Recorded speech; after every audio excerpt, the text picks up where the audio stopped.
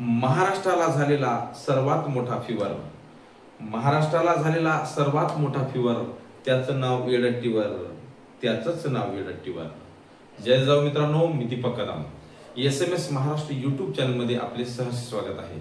मित्रांनो, जेव्हापासून संघर्ष योद्धा मनोजदादा जरांगे पाटील यांनी सरकारला हैदराबाद गॅजेट लागू करण्यासाठी भाग पाडलं आणि जेव्हापासून मराठा समाजाला ओबीसी मधून कुणबीचे दाखले मिळत आहेत, तेव्हापासून मराठा विरोधी सर्व लोक एकत्र झालेले आहेत आणि एक टोळी करून मनोजदादा जरांगे पाटील आणि मराठा समाज यांना टार्गेट करत आहेत.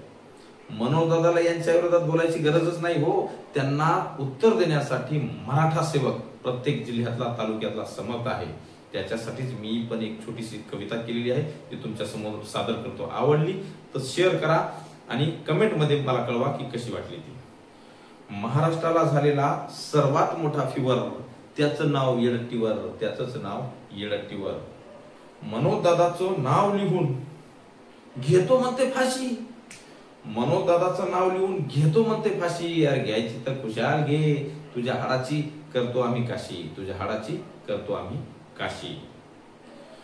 मराठ्यांना त्यांच्या हक्काचं आरक्षण मिळालं की यांचं बूड ठण ठण आग लागल्यासारखं जळालं.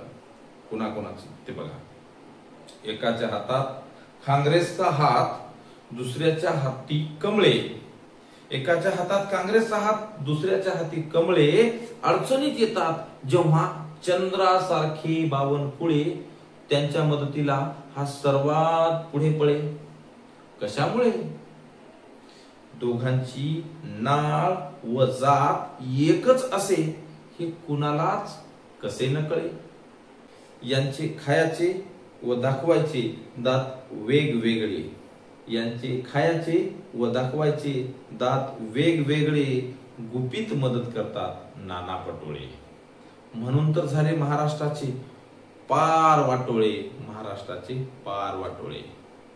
मायक्रो नियोजनाची करुण टेहळणी, मायक्रो नियोजनाची करुण टेहळणी. जात धर्मात करतात फाळणी.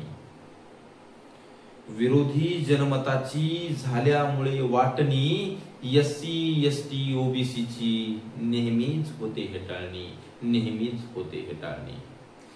ज्याच्यामुळं काँग्रेसची नेहमी होते हार, ज्याच्यामुळं काँग्रेसची नेहमी होते हार, त्याचं नाव येडट्टीवार, त्याचं नाव येडट्टीवार. मित्रांनो, ही कविता कशी वाटली आपण मला जरूर कमेंट करून कळवा.